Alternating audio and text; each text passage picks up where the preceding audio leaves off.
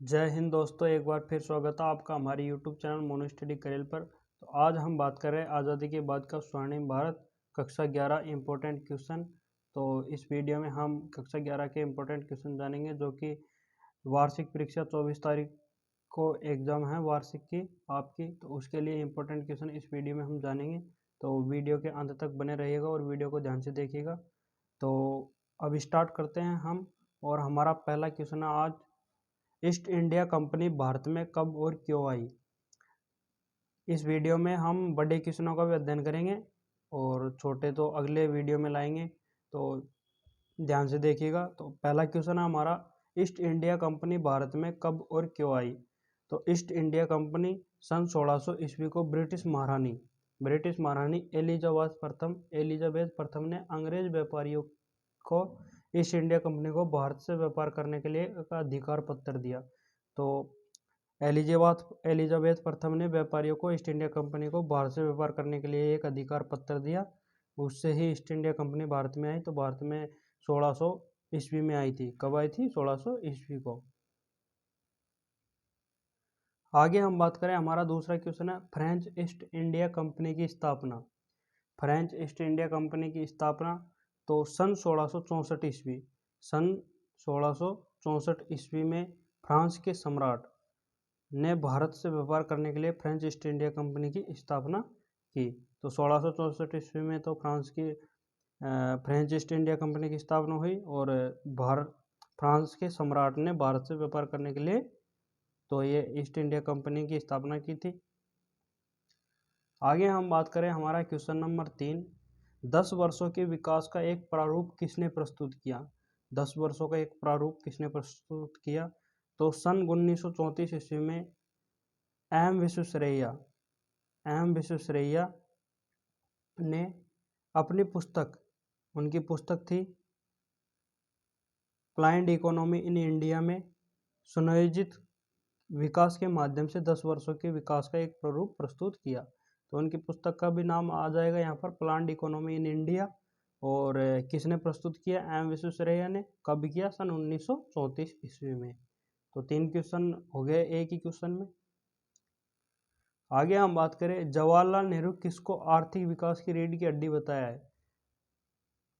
जवाहरलाल नेहरू ने किसको आर्थिक विकास की रीढ़ की हड्डी बताया है।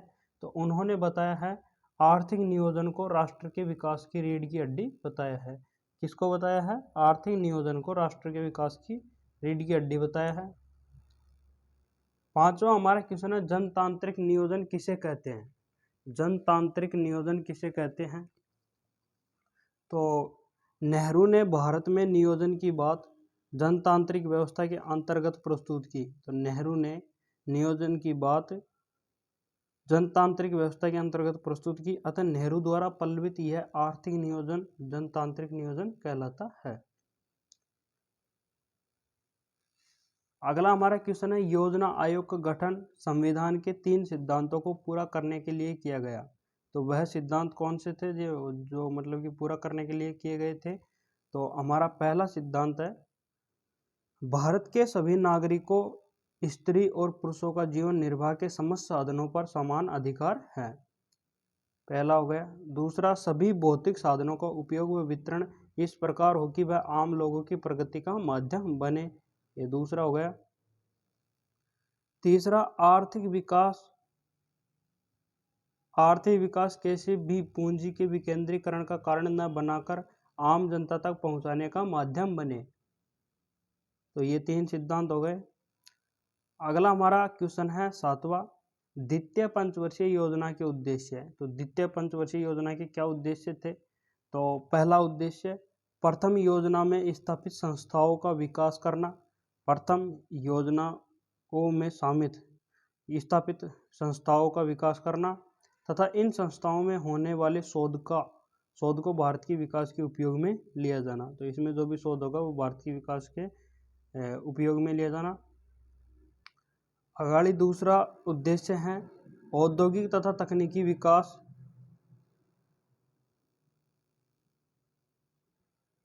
औद्योगिक तथा तकनीकी विकास को प्राथमिक देना। तो औद्योगिक तकनीकी विकास को प्राथमिक देना, यह इंपॉर्टेंट हो जाता है। और राष्ट्रीय आय में वृद्धि जिससे जीवन स्तर को सुधारा जा सके। राष्ट्रीय आय में वृद्धि जिससे जीवन सुधारा जा सके। और चौथा क्वेश्चन है आय एवं संपदा के वितरण में असमानता के अंतर को कम करना। तो आय एवं संपदा के वितरण में असमानता को कम करना। अगला हमारा क्वेश्चन नंबर 8 है योजना आयोग का मुख्य कार्य सौंपे गए। तो योजना आयोग को मुख्य कार्य कौन कौन से सौंपे गए? तो पहला कार्य था देश को भौतिक पूंजी एवं मानव संसाधनों का आकलन कर उनमें वृद्धि की संभावनाएं तलाश करना। दूसरा, देश के संसाधनों के प्रभावी एवं समुचित उपयोग हेतु योजना बनाना। तीसरा है हमारा योजनाओं के क्रियान्वयन की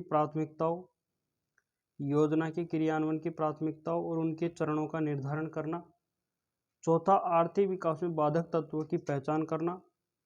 पांचवा, प्रत्येक चरण के सफल क्रियान्वयन के लिए अपेक्षित अंतर की प्रकृति का निर्धारण करना।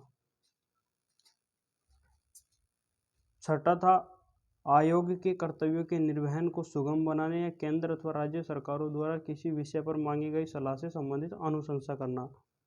तो ये हमारे 6 हो गए उद्देश्य द्वितीय पंचवर्षीय योजना के। अगला हमारा क्वेश्चन है पंचशील के 5 सिद्धांत। पंचशील के 5 सिद्धांत। तो पहला सिद्धांत है सभी देशों द्वारा अन्य देशों की क्षेत्रीय अखंडता और प्रभुसत्ता का सम्मान करना। सभी देशों द्वारा अन्य देशों की क्षेत्रीय अखंडता और प्रभुसत्ता का सम्मान करना। दूसरे देशों के आंतरिक मामलों में हस्तक्षेप न करना। यह दूसरा सिद्धांत है कि दूसरे देशों के आंतरिक मामलों में हस्तक्षेप न करना। तीसरा है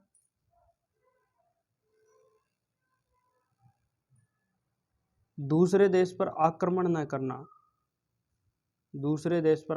करना। चौथा है परस्पर सहयोग एवं लाभ को बढ़ावा देना। शांतिपूर्ण सह अस्तित्व नीति का पालन करना। ये 5वां हो जाएगा। तो ये 5 सिद्धांत हो गए पंचशील के। आगे हमारा 10वां क्वेश्चन है भारतीय विज्ञान कांग्रेस के 47वें अधिवेशन में नेहरू जी ने क्या कहा? तो भारतीय विज्ञान कांग्रेस के 47वें अधिवेशन में नेहरू जी ने क्या कहा? तो इसमें हम जानेंगे कि इस अवसर पर उन्होंने कहा कि विज्ञान में मेरी रुचि इसके प्रयोग से होने वाले सामाजिक परिवर्तनों से भी है। एक विकासशील देश के रूप में हमें राजनीतिक, आर्थिक तथा सामाजिक चुनौतियों का सामना करना पड़ेगा। इस समस्याओं का समाधान विज्ञान का प्रयोग किए बिना संभव नहीं हो पाएगा। उन्होंने कहा कि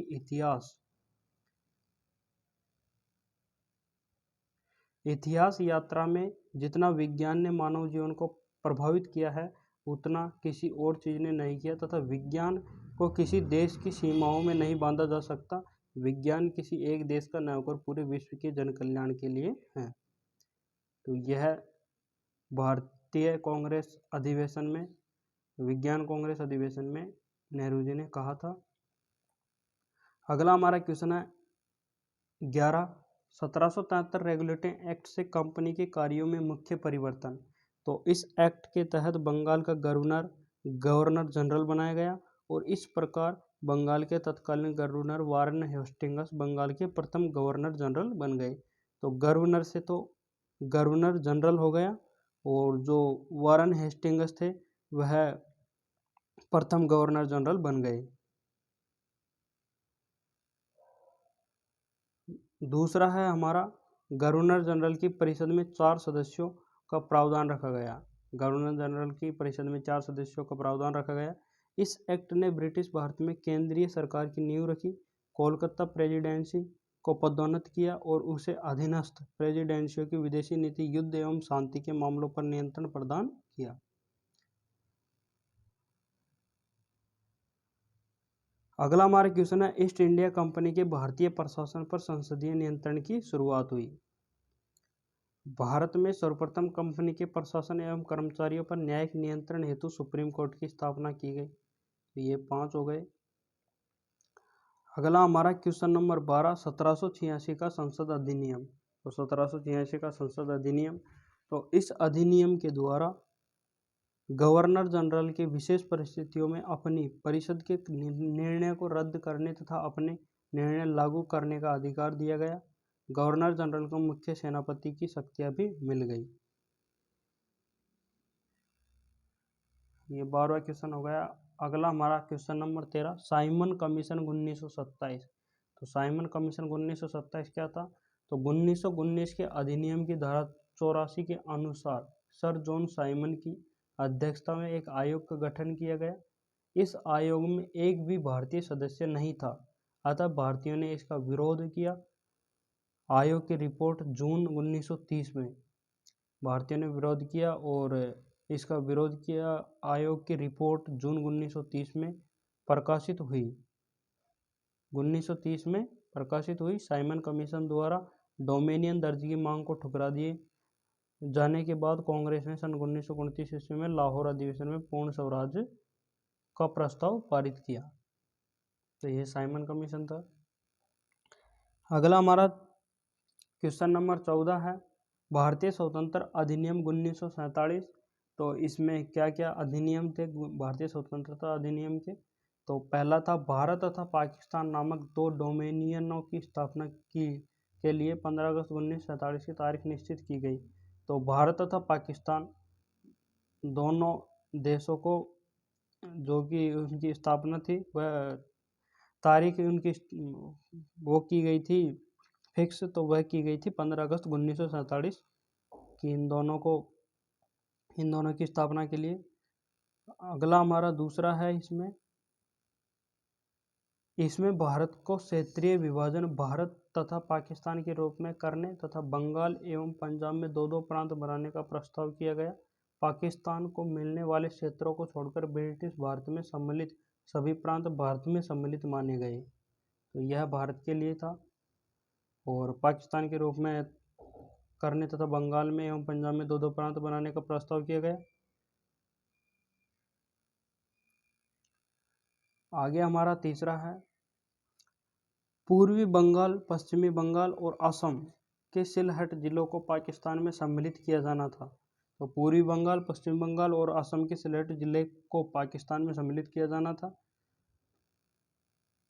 चौथा है, भारत में महामहिम की सरकार का उत्तरदायित्व तथा भारतीय रियासतों पर महामहिम का अधिराजत्व 15 अगस्त 1947 को समाप्त हो जाएगा। तो यह महामहिम का अधिराजत्व समाप्त हो जाएगा। पांचवा है, भारतीय रियासत इन दोनों में से किसी में शामिल हो सकती हैं। तो भारतीय रियासत इन दोनों में से किसी में शामिल हो सकती हैं। तो इन दोनों से मतलब है इंडिया और पाकिस्तान। तो इन दोनों में से किसी में भी सम्मिलित हो सकती हैं। और ये आज की क्लास हमारी कंप्लीट हो चुकी है। तो वीडियो अच्छी लगी तो वीडियो को लाइक और चैनल को सब्सक्राइब करके जाना।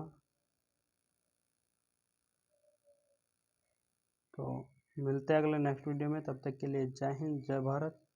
और जो हमारे क्वेश्चनों की सीरीज है वो नंबर वाइज क्वेश्चनों की सीरीज भी हैं, पहले अध्याय के, दूसरे के, तीसरे के, चौथे के और पांचवे के।